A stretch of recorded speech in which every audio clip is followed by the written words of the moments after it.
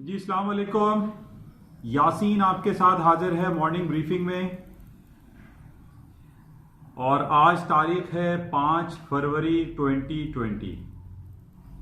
सबसे पहले मैं स्टार्ट करूंगा, आज यौम कश्मीर यकजहती दिन मनाया जा रहा है पाकिस्तान में और तकरीबन 180-185 दिन हो चुके हैं कश्मीर, जो कि मकबूजा कश्मीर कहलाता है हमारी तरफ से, जिसको इंडिया अपना आज़ाद कश्मीर कहता है। जुल्म और सितम जो है वहाँ पे ढाया जा रहा है आम आदमी के ऊपर, और वहाँ पर लोगों को घरों से निकलने पे पाबंदी है, हॉस्पिटल नहीं जा सकते, शादी ब्याह वहाँ पर करने में बहुत मुश्किल और कबाहतें हो रही हैं, लोगों को मारा जा रहा है, उनकी आज़ादी पर एक कारी ज़र्ब लगाई हुई है। और ये पिछले 183 या 184 आज डे हो चुके हैं और पाकिस्तान, हुकूमत पाकिस्तान और इमरान खान साहब बहुत कोशिशों में लगे हुए हैं। पूरी दुनिया के डिफरेंट प्लेटफॉर्म पर ये बातें उठाई जा रही हैं कि जनाब कश्मीर को आज़ाद किया जाए। वहाँ पे हक़ राय दही का जो इस्तेमाल है, जो कि 1949 और डिफरेंट सिमला मुआहदे और यूनाइटेड नेशन की रेजोल्यूशन वहाँ पास हो चुकी हैं, लेकिन वो सिर्फ किताबों में बंद हैं या फाइलों में बंद हैं, लेकिन उसको अमली तौर पर उसकी इम्प्लीमेंटेशन नहीं हो पा रही है फॉर लास्ट 70 ईयर्स। हमारी कोशिशें हैं पाकिस्तान होने के नाते और एक इंसान होने के नाते कि हर शख्स को एक आज़ादी हासिल होनी चाहिए, उसको बात करने की आज़ादी, उसको घूमने फिरने की आज़ादी, उसको अपनी ज़िंदगी अपने तौर तरीके से गुजारने की आज़ादी, वो उसका बुनियादी हक है और ये हक ये कोई किसी से छीन नहीं सकता। तो बहरहाल आज इस हवाले से पूरे पाकिस्तान में आम तातील है, बच्चों जो है वो स्कूलों से घरों में बैठे हुए हैं, दफातर बंद पड़े हुए हैं और सिर्फ हम यकजहती का इजहार कर रहे हैं कि हम हर पाकिस्तानी कश्मीर के साथ शाना बशाना खड़ा हुआ है।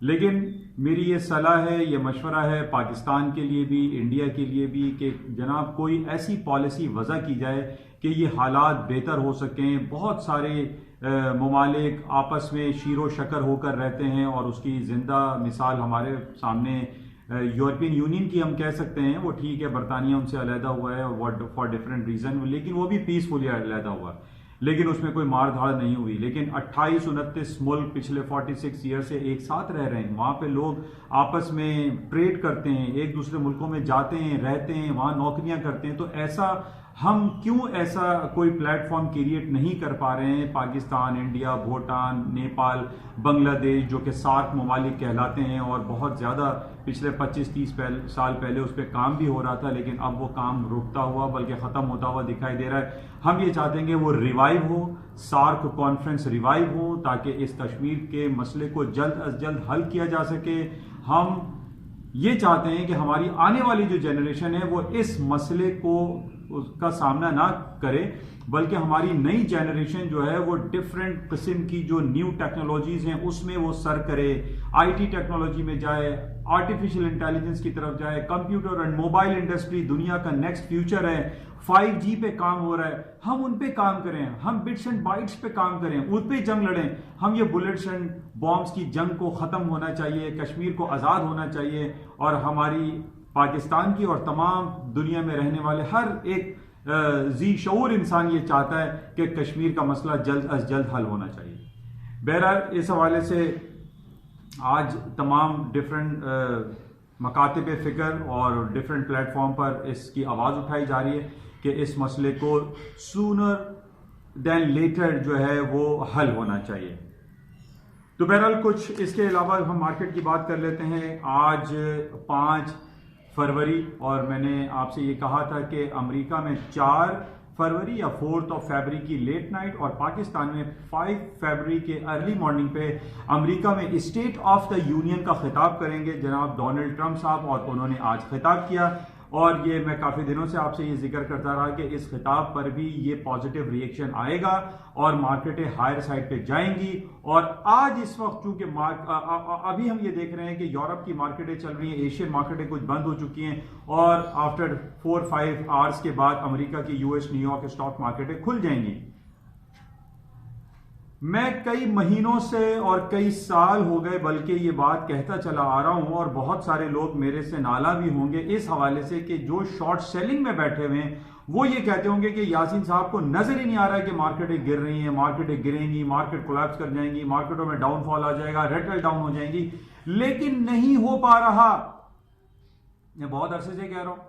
अब लोग मुझे फोन करके ये कहते हैं जनाब वो आरएसआई इतनी बढ़ गई है और जनाब वो कन्वर्टेड बॉन्ड यील्ड बन रहा है, तो ये हो रहा है, रिग्रेशन एनालिसिस को चेक करें तो जनाब रिसेशन डिक्लेयर होने वाला है, तो ये हो जाएगा, वो हो जाएगा, कोरोना वायरस फैल गया है, उससे स्टॉक मार्केटों में तबाहाली आ जाएगी और अमेरिका तबाह हो जाएगा, अमेरिका की स्टॉक मार्केटें क्रैश कर जाएंगी, न सिर्फ अमेरिका के बल्कि एशिया की और यूरोप की मार्केटें डाउनफॉल का शिकार हो जाएंगी। मैंने पिछले एक हफ्ते से जिस दिन से ये कोरोना वायरस का एपिडेमिक, ये ड्रामा रचाया जा रहा है डिफरेंट, अब उसको क्या कहा जाए कि कौन सी खलाई मखलूक है जो ये काम कर रही है, मैंने उस दिन से आपसे ये कहा था कि I will not take U turn in stock market until and unless जो सर्टेन लेवल है, खासतौर पे नेस्डैक का 89 फिगर और S&P का 3181 का जो लेवल है, इससे नीचे मार्केट डाउन साइड पे नहीं आएगी। I will not take U turn. और मैं अभी तक स्ट्रेट लाइन पे बैठा हुआ हूं और मैं आपसे कई महीनों से और खासतौर पे 24 जनवरी से जब से मार्केटें थोड़ी से 1% 2% डाउन होना शुरू हुई थी, मैंने आपसे यही कहा था कि स्टॉक मार्केटों में ये मंदी नहीं है बल्कि ये करेक्शन पीरियड है और ये कोरोना वायरस के एपिडेमिक को लेकर पूरी दुनिया की स्टॉक मार्केटें नहीं गिर सकती, नजले बुखार पे मार्केटें नहीं गिर सकती। मार्केटों को गिरने के लिए उनके बेसिक इकोनॉमिक इंडिकेटर्स का बैड होना जरूरी है, उनका उनका जीडीपी, उनका पीपीआई, सीपीआई, इंडस्ट्रियल प्रोडक्शन, उनकी कैपेसिटी यूटिलाइजेशन, उनकी जॉब ग्रोथ, उनकी जॉब रिपोर्ट्स, उनकी अनएम्प्लॉयमेंट रेट, ये खराब होने चाहिए। जैसे इंसान के वाइटल साइंस होते हैं ना कि जनाब आपका बीपी खराब हो रहा है, आपका ब्लड शुगर बहुत बढ़ गई है, ये हमारी जिंदगी के वाइटल साइंस जिस तरीके से हैं वैसे ही किसी भी इकोनॉमी के वाइटल साइंस हैं, ये इनके खराब होने की जरूरत है, इनको खराब होना चाहिए, इनके रिपोर्ट्स, इनकी फिगर्स खराब आनी चाहिए, तब हम कहेंगे कि जनाब स्टॉक मार्केटें रेटल डाउन हो जाएंगी, गिर जाएंगी, तबाह हो जाएंगी। इस बेसिस पे तो हम ये नहीं कह सकते कि जनाब चाइना में कोरोना वायरस और नजला बुखार हो गया तो स्टॉक मार्केटें तबाह हो जाएंगी। नो। और यही कुछ हुआ। 3 दिन से मंडे से मार्केट खुली, आज ट्यूसडे, वेडनेसडे, तीसरा दिन है। अमेरिका की स्टॉक मार्केटें तारीख की बुलंद तरीन सतहों को तोड़ती हुई नए रिकॉर्ड बाब रकम कर रही हैं, न्यू चैप्टर्स लिखे जा रहे हैं। नेस्डैक ने अभी सुबह अभी यूरोप की मार्केट चल रही है, 94.16 का हाई कर दिया, 94.16 हाई हो गया नेस्डैक का। मार्केटें हाई पे हाई बनाती चली जा रही है, ये लोग समझ ही नहीं रहे। अब वो कह रहे हैं ये हो गया, फला हो गया, जनाब वो कासिम सुलेमानी के वाकये पे जनाब वो अमेरिका की स्टॉक मार्केट 1% गिर जाए, ओ अब तो हो जाएगा, अब तो थर्ड वर्ल्ड वॉर शुरू हो जाएगी और जनाब अमेरिका की स्टॉक मार्केट रेटल डाउन हो जाएंगी। ये एक दीवाने का ख्वाब है, उन तमाम लोगों का ख्वाब है जो सेलिंग में बैठे हुए और वो ग्राउंड रियलिटीज को चेक ही नहीं कर रहे हैं कि भाई अमेरिका की मार्केटें नहीं गिर रही हैं, स्टॉक मार्केटों में तबाही नहीं आ रही है, क्योंकि उनके वाइटल साइन सारे पॉजिटिव हैं। मैं पिछले काफी अरसे से आपसे ये कहता आ रहा हूं कि अमेरिका की जो फैंग ग्रुप कंपनीज हैं, जो कि हमारे पास फेसबुक, एप्पल, अमेजॉन, नेटफ्लिक्स और गूगल अल्फाबेट, ये वो कंपनीज हैं जो कि $1 ट्रिलियन कंपनीज किसको बोलते हैं, ये जिन्नात वाली कंपनियां बन चुकी हैं। ये कंपनीज जब इनके अर्निंग रिपोर्टें आती हैं, आप वो रिपोर्ट्स तो जरा चेक करें कि इनका हो क्या रहा है। एक खरब, 1 ट्रिलियन $, 1000 बिलियन का 1 खरब होता है, 1 ट्रिलियन जिसको कहते हैं, ये वो कंपनीज हैं। इनकी मार्केट की जब रिपोर्ट्स आती है तो मार्केट में भूचाल शुरू हो जाता है। ये 5 फैंग ग्रुप ले लीजिए, इसके अलावा जो दूसरी कंपनी है, कल रात को वॉल्ट डिज्नी की रिपोर्ट आई थी, वो 260 बिलियन का मार्केट कैप रखती है, उस पर कोई इतना खास नहीं हुआ, लेकिन रिपोर्ट्स अच्छी आई हैं, उसकी भी रिपोर्ट अच्छी आई है। पिछले हफ्ते हमारे पास अमेजॉन की, फेसबुक की, माइक्रोसॉफ्ट की, गूगल अल्फाबेट की, ये तमाम रिपोर्ट्स प्लस में आ रही हैं। कहां से मैं कहूं कि मार्केटें गिर जाएंगी? आज अभी अमेरिका खुला नहीं है और मार्केटें जो है हाई पे हाई बनाती चली जा रही हैं। हाउ इट इज पॉसिबल कि मार्केट गिर जाएं? नहीं गिर रही हैं। इन ग्राउंड रियलिटीज को आप रियलाइज करें, समझें, फील करें कि मार्केटें नहीं गिरें। अच्छा, बहरहाल अभी भी हम ये देख रहे हैं कि स्टॉक मार्केट ऊपर है। सुबह जो डोनाल्ड ट्रंप साहब की स्पीच हुई थी स्टेट ऑफ द यूनियन की, उन्होंने बड़ी अच्छी अच्छी बातें की। कुछ ममालिक पे उन्होंने दोबारा बैन लगा दिए, जैसे पिछले साल भी उन्होंने बैन लगाया था कि जनाब फला फला कंट्रीज जो है वो अमेरिका में आ नहीं सकता। इसी तरीके से वो डिटेल अभी आ गई है। उन्होंने बहुत ज्यादा जो बातें की हैं वो इस इम्पीचमेंट के हवाले से भी की हैं कि इसका कोई रिजल्ट नहीं आएगा, और बहरहाल नैन्सी पेलोसी उसके खिलाफ लगी हुई है। लेकिन उस पर भी मैंने आपसे ये भी कहा था कि जब इनके ऊपर इल्जाम लगा था डोनाल्ड ट्रंप साहब के ऊपर कि जनाब 2016 के इंतखाबात में उन्होंने धांधली की है या पुतिन एडमिनिस्ट्रेशन जो है उसमें शामिल था, कुछ भी नहीं हुआ। रॉबर्ट मुलर की रिपोर्ट जो है वो बंद किताब की तरह रख दी गई और जनाब ट्रंप साहब अभी तक अपनी कुर्सी पर हैं। इसी तरीके से आज बड़ा इंपॉर्टेंट डे है जिसमें सेनेट में आज वोटिंग होनी है, फाइनल वोटिंग होनी है, और ट्रंप साहब आज बड़ा सुरखरू हो जाएंगे और 67 सीटें नैन्सी पेलोसी हासिल नहीं कर सकेंगी। और आज अमेरिका के सदर डोनाल्ड ट्रंप साहब को क्लीन चिट मिल जाएगी।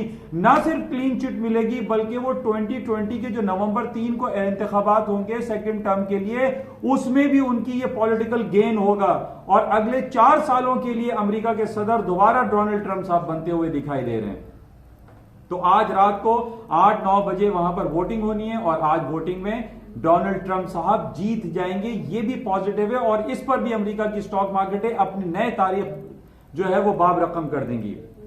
बहरहाल हाई पे हाई मार्केटें बना रही हैं। अच्छा, इसके साथ हम बात कर लेते हैं कि जनाब गोल्ड की मार्केटें थोड़ी सी डाउन हुए हैं। उसकी वजह सिर्फ यही है कि जब भी दुनिया की स्टॉक मार्केटें हायर साइड पे जाती हैं, अमन और शांति हर तरफ रहता है, तो गोल्ड की कीमतें नीचे की तरफ आती हैं। ये मैं पहले भी आपसे बयान कर चुका हूं। आज गोल्ड इस वक्त चल रहा है 1550 पे, 1551, 52 पे मार्केटें चल रही हैं। बहुत इंपॉर्टेंट लेवल है, याद कर लीजिए 1535 is a very important supporting level. जब तक 1535 से मार्केट नीचे नहीं आती, 1535 is a very important level. Market ऊपर की तरफ रहेगी, डे बाय करें। इसी तरीके से कल मैंने आपको रिकमेंड किया था कि जनाब स्टर्लिंग की मार्केट है, यूरो है, स्विस फ्रैंक, जापानीज येन, इसको भी बाय करना चाहिए। मार्केट में पोटेंशियल एग्जिस्ट करता है। कुछ टेक्निकल लेवल्स ऐसे हैं जिसमें मार्केट में सर्टेन आप 50-60 पॉइंट का 50-60 पॉइंट्स के नीचे स्टॉप्स देकर, सेलिंग स्टॉप देकर करेंसी को बाय कर सकते हैं। अच्छा, अब बात करते हैं तीसरा आइटम बड़ा इंपॉर्टेंट है, एनर्जी सेक्टर। क्रूड ऑयल की प्राइस इस वक्त जो है 50.12 चल रही है और उसके मार्केट 49, 50-60 का इसने लो किया था और उसके नीचे आने की वजह मैं काफी अरसे से आपसे बयान कर रहा हूं कि जनाब ट्रंप साहब का सिर्फ एक बयान अगर आप लेकर चलें कि ट्रंप साहब ने यह कहा था कि we don't need Middle East oil, हमें नहीं चाहिए मिडिल ईस्ट ऑयल। और आज सुबह स्टेट ऑफ द यूनियन में भी उन्होंने कहा है कि अमेरिका खुद कफील है, इन सफिशिएंट अमाउंट ऑफ ऑयल उसके पास मौजूद है। जब से हम देख रहे हैं कि शेल ऑयल क्रिएट किया गया है अमेरिका में, तो उनको मिडिल ईस्ट के तेल की जरूरत नहीं है, उनको नहीं चाहिए तेल। तेल की कीमतें नीचे आ रही हैं, तेल के जखायर बढ़ते चले जा रहे हैं। कोरोना वायरस की वजह से पूरे चाइना बंद पड़ा हुआ था 1 हफ्ते के लिए, तेल की कीमतें नीचे की तरफ आ गई। अभी भी तेल के ऊपर जाने का पोटेंशियल एग्जिस्ट कम करता है और उसकी वजह अभी भी देखिए, आज डॉन में एक आर्टिकल आया हुआ है कि 2025 सन 2035 में, यानी अभी 2020 शुरू हो गया, 15 साल के बाद ये कहा जा रहा है कि ब्रिटेन पेट्रोल की गाड़ियों को और हाइब्रिड गाड़ियों को भी बैन लगा देगा और गाड़ी चलेगी सिर्फ बैटरी पे, इलेक्ट्रिक पे। अब जो फ्यूचर आ रहा है वो गाड़ी जो है वो पेट्रोल पे नहीं चलेगी, गाड़ी चलेगी इलेक्ट्रिक पे। इवन हाइब्रिड भी खत्म हो रहा है 2035 में। ये आज रिपोर्ट आई है, लंदन की रिपोर्ट है कि इलेक्ट्रिक फ्यूचर आ रहा है। अब देखिए, जब गाड़ियां पेट्रोल पे नहीं चलेंगी, इवन अभी पिछले महीने एक जहाज इन्होंने चला दिया इलेक्ट्रिक बैटरी पे, तो जब पेट्रोल इस्तेमाल ही नहीं होगा तो पेट्रोल की कीमत तो नीचे आएंगी। और यही खबरें हमारे पास आ रही हैं। और जब से हम ये क्लाइमेट चेंज की बात सुन रहे हैं कि जनाब क्लाइमेट चेंज पे ये पेट्रोल की जो यूजेज है इसको बिल्कुल खत्म किया जाए, निगेट किया जाए, डिक्लाइन किया जाए और जीरो लग कर दिया जाए और पेट्रोल इस्तेमाल ही ना किया जाए। और इसी बेसिस पे मोहम्मद बिन सलमान ने दरिया दिली का इजहार किया और कहा कि जनाब हम सऊदी अरामको को जो है वो IPO इशू कर रहे हैं ताकि एक आम आदमी भी इसमें पैसे कमा सके। क्या कमाएगा पैसे? 38 रियाल तक मार्केट गई, आज 33 रियाल पे सऊदी अरामको खड़ा हुआ है। मार्केटें गिरती चली जा रही है, तेल की कीमतें गिरती चली जा रही हैं और हम कह रहे हैं कि सऊदी अरामको के शेयर को खरीदो। नो, सऊदी अरामको में पोटेंशियल एग्जिस्ट नहीं करता on the basis of these ground realities. तो बहरहाल इसको हम देखें, तेल की कीमतें अभी भी $50 पे चल रही हैं। इसका टेक्निकल लेवल्स बहरहाल अभी भी 51 या 52 के ऊपर के स्टॉक प्लेस करके इसको सेलिंग चांस लिया जा सकता है, क्योंकि हम ये देख रहे हैं कि जिस तरीके से जो कोरोना वायरस की खबरें चल रही थी वो भी मध्यम होती चली जा रही हैं, कम होती चली जा रही हैं, और उसमें ये कहा जा रहा है कि चाइना बहुत अच्छे इकदाम ले रहा है और कोरोना वायरस को खत्म करने के हवाले से। तो तेल की कीमतों में इतना पोटेंशियल दिखाई नहीं देता, और बहुत सारे जो हमारे पास जो खबरें आ रही हैं उसमें यही कहा जा रहा है कि तेल के ज़खायर बढ़ते चले जा रहे हैं, जिसकी वजह से ऑयल की कीमतों में मजीद कमी आएगी। अच्छा, इसके अलावा कुछ खबरें हमारे पास जो एक मैं कहूँगा ट्रेजेडी पाकिस्तान के लिए है कि हम ये देख रहे हैं कि 15-16 डॉलर इंटरनेशनल मार्केट में को तेल की कीमतें गिर चुकी हैं, लेकिन ये सितम ज़रीफ़ी है हमारे हुकूमत पाकिस्तान की कि वो ना कि ये कि पेट्रोल की और गैस की कीमतें कम करे, वो 15 से 20% इजाफे की बातें कर रहे हैं। और कहा यह जा रहा है कि हम जो है वो एफबीआर जो है हमारी फेल हो चुकी है, और एफबीआर को जो टारगेट दिया गया था वो अचीव नहीं कर सका, और वो 385 बिलियन ऑफ रुपीस का डेफिसिट है, शॉर्टफॉल है। तो वो शॉर्टफॉल कहां से पूरा करेंगे? हम और आपके ऊपर बिजली और गैस की कीमतों के नर्ख बढ़ाने के बाद वो इसको कवर करेंगे। ये हमारे एफबीआर की नाअहली है, नाकामी है, और हम इसका रिजल्ट देख रहे हैं कि शब्बर जैदी साहब जो है वो गायब हो गए। अब ये कहा जा रहा है कि मोहम्मद मुजतबा मेमन साहब जो है वो एफबीआर के हेड करेंगे। बहरहाल ये हमारे साथ एक बड़ी ट्रेजेडी है, अलमिया है पाकिस्तान इकोनॉमी के लिए, और इसी वजह से पाकिस्तान की स्टॉक भी जो है वो 2-3 दिन पहले 1000-1200 पॉइंट गिर गई थी। हमें ये चाहिए कि अपने इकोनॉमिक इंडिकेटर्स को, अपने पॉलिसी मेकिंग को बेहतर करें, ताकि हमारा जो इंटरनेशनल जो एक कॉन्फिडेंस शेक हुआ है वो बेहतर हो सके, और फिर दोबारा से पाकिस्तान स्टॉक मार्केट में तेजी आ सके, लोगों का इंटरेस्ट बहाल हो सके। बहरहाल आज रात सबसे इंपॉर्टेंट हमारे पास रहेगा सेनेट में ट्रंप साहब की जीतने के हवाले से वोटिंग, और उसमें वो 100% जीतते हुए दिखाई देते हैं। इंशाल्लाह राब्ते में रहेंगे और देखते हैं कि आज सारा दिन मार्केट में क्या खबरें रहती हैं। आपका शुक्रिया, और मैं जाते हुए कहूंगा कि इस यूट्यूब चैनल को प्लीज सब्सक्राइब जरूर कीजिएगा। Thank you.